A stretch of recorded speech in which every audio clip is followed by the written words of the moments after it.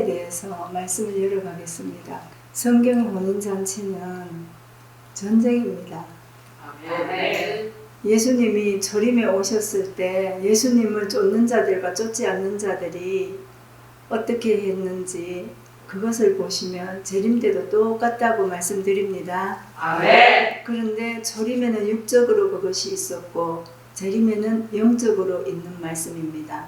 그래서 우리가 영의 눈을 뜨지 않고 영이 잠들지 않아야 이것을 볼 수 있어요. 그래서 늘 깨어 있으라 말씀하셨습니다. 예수님한테 모든 걸 맡기신 하나님이 마지막 강림 때는 예수님 두 번째 재림하실 때 그 모든 책에 있는 약속들이 이루어지는데 예수님께서도 아직 안 오셨잖아요. 그러면 그 오실 때를 영의 신랑을 맞이하는 육의 신부된 그릇들이 준비가 돼야 되잖아.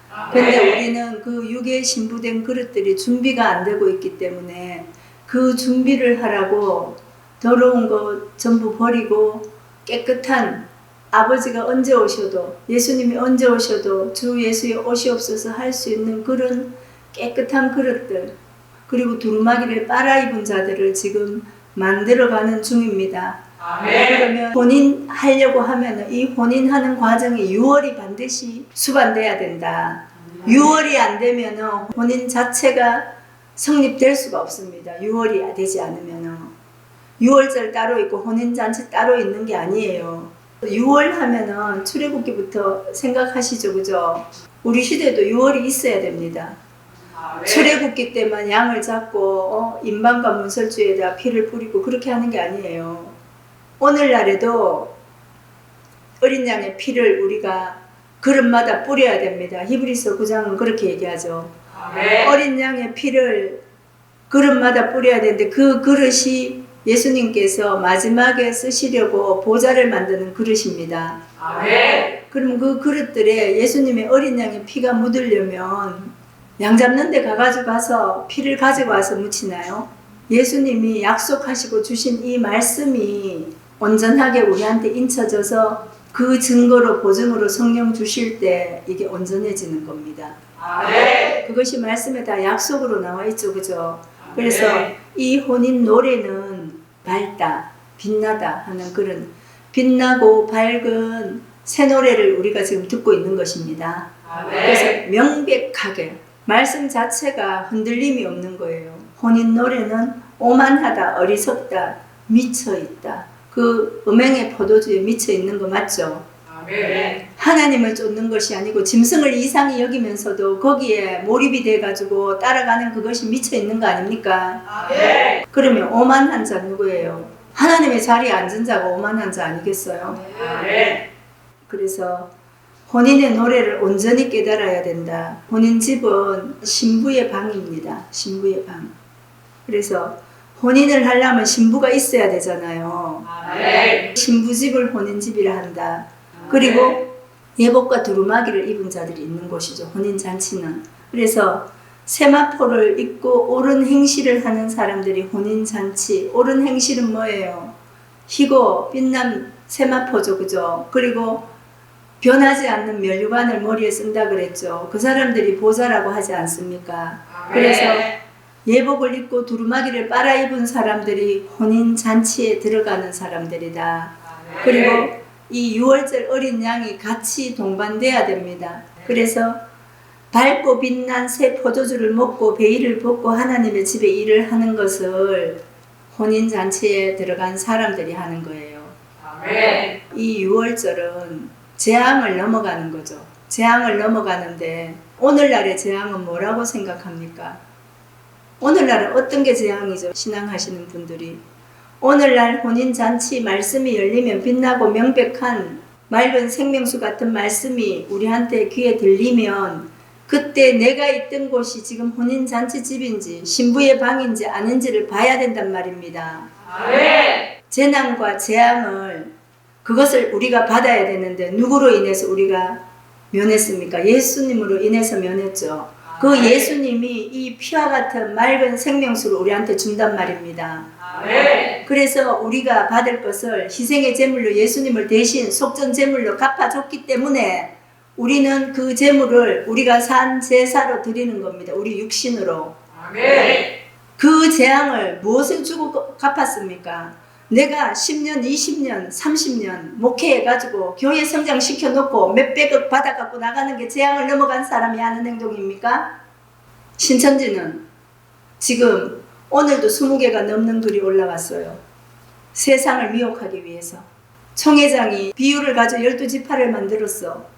그게 끝이에요. 자기 마음 지키지 못해갖고 만남에 대표하고 거기까지가 끝입니다. 평화의 궁전 지은 게 끝이라고.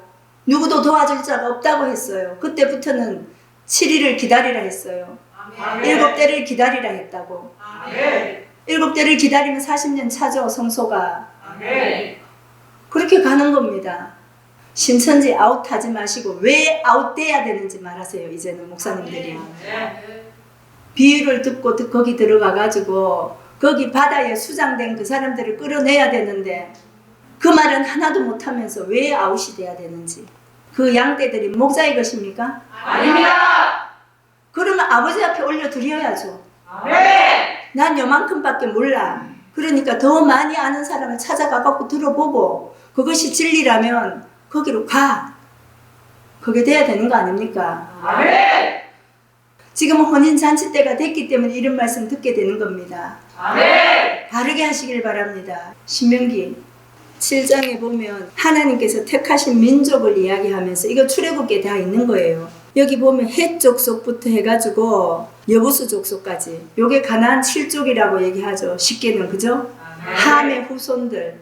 함의 후손들이 셈과 야벳의 종이 된다 했죠. 아멘. 그래서 종들의 종이 된다고 하지 않았습니까? 아멘. 그래서 여 종들은 여호와께서 택하신 민족이 종들이고 그 밑에 노예로 사는, 그러니까 아버지 집에서 신하로 사는 소들이 택하신 민족이에요. 그들도 종이라고 합니다. 근데 수가 144규빗, 그리고 약한 자는 강국을 이루고 작은 자는 천을 이룬다 했죠.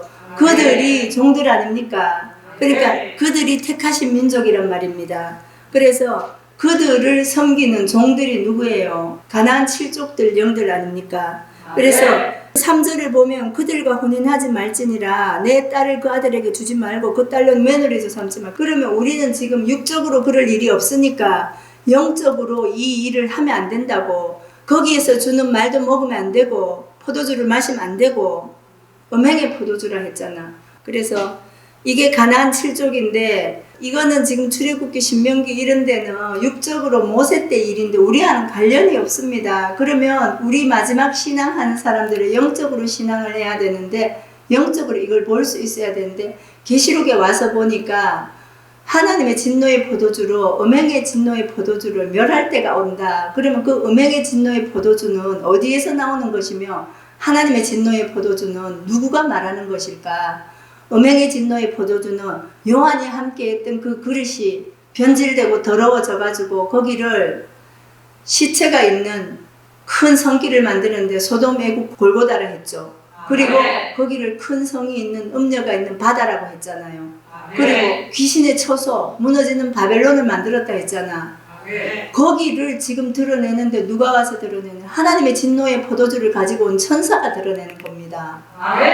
그때 그 말을 듣고 나오는 사람들이 유월을 하는 것이고 유월을 한 사람들을 나무다 풀이다 하면은 초막절을 만드는 것이고 그리고 그들이 어린 양의 피와 증거하는 말로 싸워서 이기고 나오면 유월한 것이고 그 사람들이 빛된 말씀을 받아들여 가지고 그 빛으로 알곡으로 거듭나서 곳간에 드리면은 수장절 그리고 수전절 아니에요.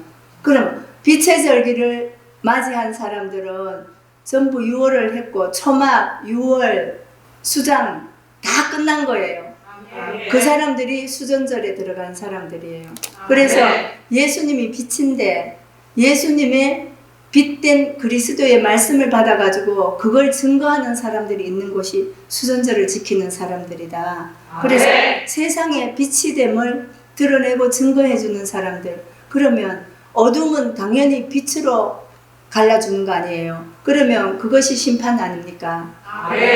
역대하 35장 가겠습니다. 6절을 보면 스스로 성결케 하라. 6월절 어린 양을 잡아서 너희 형제를 위하여 예비하되 여호와께서 모세로 전하신, 그러면 모세로 전하신 말씀을 쫓아서 행하라 그러는 거죠. 모세의 율법을 다 지켜 준행하라는 뜻입니다. 그러면 우리도 이 6월절을 할 때 영적으로 어디에서 6월 해야 되는지를 알아야 돼요. 그래서 한 번 6월은 이방에서 성전 방마당에서 성소로 들어가는 게 한 번 6월이고 영적으로, 그리고 성소에서 지성소 들어가는 게 또 두 번째 6월이에요.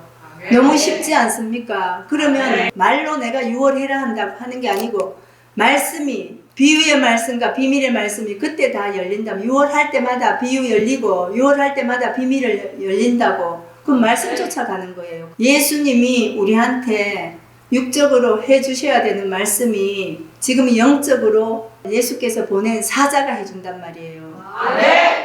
역대하를 기록한 에스라 때도 모세를 이야기하고, 그리고 예수님도 계시록을 열어가지고 천사를 통해갖고 마지막 나팔이 불릴 때 선지자들이 전한 복음과 같이 이루리라 했잖아요.